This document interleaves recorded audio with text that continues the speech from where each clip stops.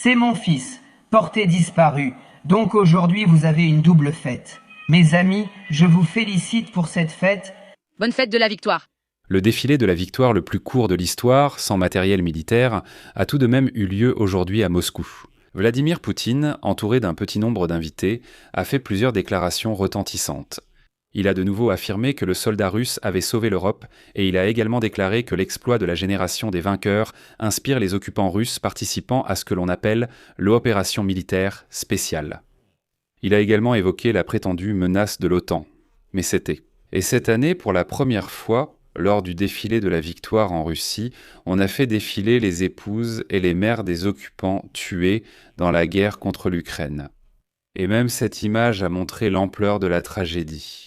Et juste avant le 9 mai, le service russe de la BBC, qui ne tient compte que des occupants morts vérifiés, a déclaré que la Russie, officiellement seulement, a déjà perdu 352 000 hommes. Et encore une fois, c'est seulement le chiffre que le Kremlin reconnaît. En même temps, lors du défilé, ils ont présenté de nouvelles méthodes de lancement des drones Shahed contre l'Ukraine, ainsi qu'une copie russe du missile ukrainien Flamingo. Mais ce n'est pas tout. Nous allons parler dans cet épisode de tout ce qui est resté dans l'ombre de ce défilé. Je m'appelle Alexei Petchi, discutons ensemble de ce sujet. Mais avant de commencer, je vous demande de vous abonner à cette chaîne, de liker cette vidéo et de ne pas oublier de laisser votre commentaire sous cette vidéo. Cela aide beaucoup à promouvoir le contenu sur YouTube, je vous en serai reconnaissant. Et abonnez-vous à ma chaîne Telegram Petchi News, le lien se trouve dans la description de cette vidéo.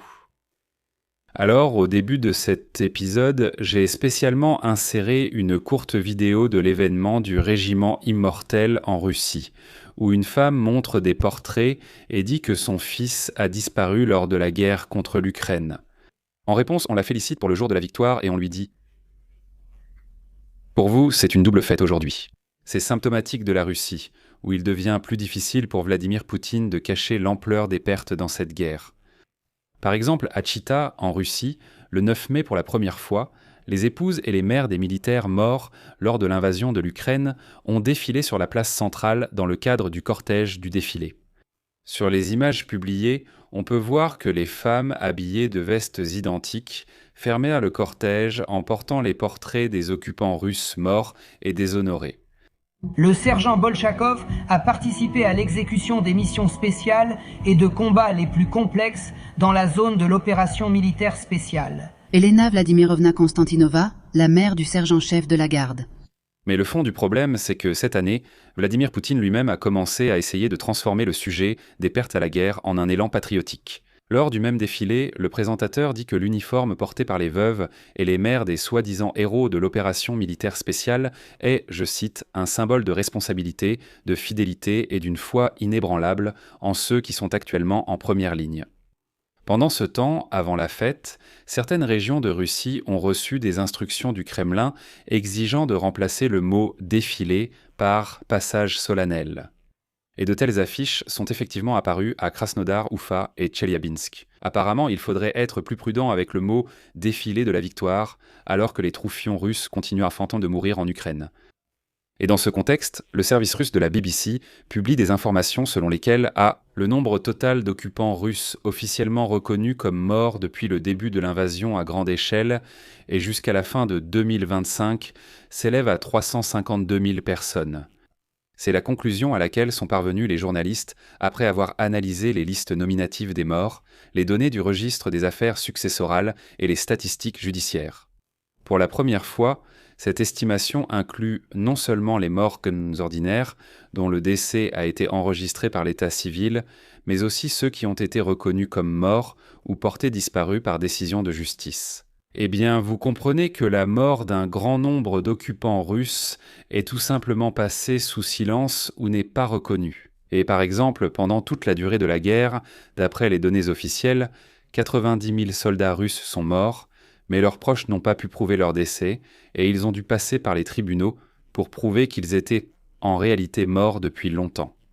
Et comme le précisent les auteurs de l'étude, le pic des pertes est survenu en 2024. 2025 lorsque l'intensité des combats a fortement augmenté. C'est précisément pendant cette période que les tribunaux en Russie ont commencé à déclarer massivement les disparus comme morts, et en 2 ans, jusqu'à 86 000 requêtes ont été déposées par des unités militaires et des proches. L'étude indique également que de décembre 2025 à avril 2026, l'armée russe a perdu, selon les estimations de la partie ukrainienne, environ 157 000 personnes tuées et blessées, alors que pendant la même période, seulement 148 000 volontaires ont pu être recrutés. Le rythme des pertes dépasse désormais la capacité de reconstituer les effectifs. Et voilà Vladimir Poutine s'exprimant lors du défilé de la victoire sur la place rouge, qui s'est déroulé sans matériel militaire, sur fond de coupure d'Internet mobile dans tout Moscou en raison de la menace d'attaque de drones. A affirmé que l'armée russe progressait en Ukraine et a accusé les pays de l'OTAN de soutenir une force agressive. Mais en réalité, Poutine n'a pas précisé où vont exactement les occupants. Mais ici, il y a un épisode révélateur. Les occupants russes mènent leur opération militaire spéciale contre l'Ukraine avec un tel succès qu'un autre cercle supplémentaire de défense anti-aérienne est en train de se former autour de Moscou. Il s'agit principalement du renforcement des positions avec les systèmes de missiles et de canons anti-aériens Pantsir. Il est rapporté que depuis 2023, plus de 100 systèmes de défense anti-aérienne ont déjà été déployés autour de Moscou, alors que Tuapse brûle depuis des semaines. Encore une fois, tout se passe tellement selon le plan de Poutine que le défilé sur la place rouge cette année n'a duré qu'environ 45 minutes et a été l'un des plus courts de l'histoire moderne de ces événements. Pour la première fois depuis 19 ans, le défilé à Moscou s'est tenu sans matériel militaire. Au lieu de lance-missiles et de chars, ce sont des colonnes de honteux occupants qui ont défilé sur la place rouge. La démonstration d'armes, lors de la retransmission du défilé, a été remplacée par des séquences de vidéos. Aux spectateurs, on a montré une vidéo présentant des drones et des armes nucléaires, dans laquelle figuraient des modèles des équipements russes les plus récents, ainsi que les sous-marins nucléaires Arkhangelsk et Kniaz Vladimir. Et voici l'apogée de la paranoïa de Vladimir Poutine. Pour la première fois depuis longtemps, même les députés de la Douma d'État et les membres du gouvernement russe n'ont pas été autorisés à accéder aux tribunes officielles du défilé de la victoire sur la place rouge. Seuls les membres du Conseil de sécurité, le cercle le plus proche du président, dont les responsables des forces de sécurité, les responsables de l'administration présidentielle et les présidents des chambres du Parlement ont accompagné Vladimir Poutine. Il s'agit de Valentina Matvienko et Vyacheslav Volodine. L'accès a simplement été refusé aux autres responsables.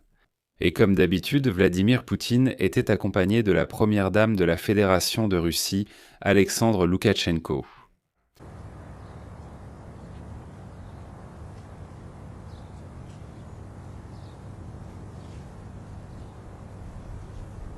De plus, pour la première fois, un détachement de militaires nord-coréens a participé au défilé et l'événement s'est terminé par le survol de la place rouge par des avions d'attaque russes Su-25 faisant partie des forces aérospatiales russes. Mais les images des occupants lançant des drones contre l'Ukraine se sont révélées bien plus intéressantes. La Fédération de Russie a montré le lancement de Shaheds contre l'Ukraine depuis des véhicules. Et lors du défilé, ils ont également montré une copie réduite du missile ukrainien FP5 flamand que la Russie a appelé Gérant 5, et c'est intéressant. Les Russes affirmaient haut et fort que l'Ukraine était incapable de développer quoi que ce soit par elle-même, mais il s'est avéré que la Russie essaie déjà de copier une invention ukrainienne.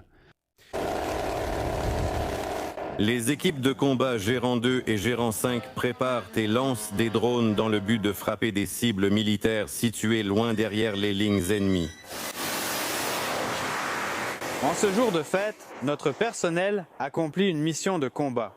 Nous félicitons les vétérans et tous les citoyens pour le jour de la grande victoire. Je vais mettre des points de suspension ici et dire tout de suite à l'audience ukrainophone de cette chaîne YouTube que j'ai lancé une nouvelle chaîne YouTube où chaque soir paraissent les bilans de la journée exclusivement en ukrainien et avec un accent sur la thématique ukrainienne. Donc si vous préférez quand même écouter les actualités davantage en ukrainien, je laisserai un lien dans la description de cette vidéo vers la nouvelle chaîne YouTube d'Oleksii Pichi et Pitsumki. Abonnez-vous et soutenez la nouvelle chaîne YouTube. De plus, laissez vos commentaires, abonnez-vous à la chaîne, activez la cloche et n'oubliez pas de mettre un like. Et si vous souhaitez soutenir le travail de cette chaîne YouTube, vous pouvez le faire avec n'importe quel don via les liens et les coordonnées dans la description de cette vidéo ou via le QR code affiché à l'écran. C'est tout pour aujourd'hui. Prenez soin de vous. À bientôt à tous.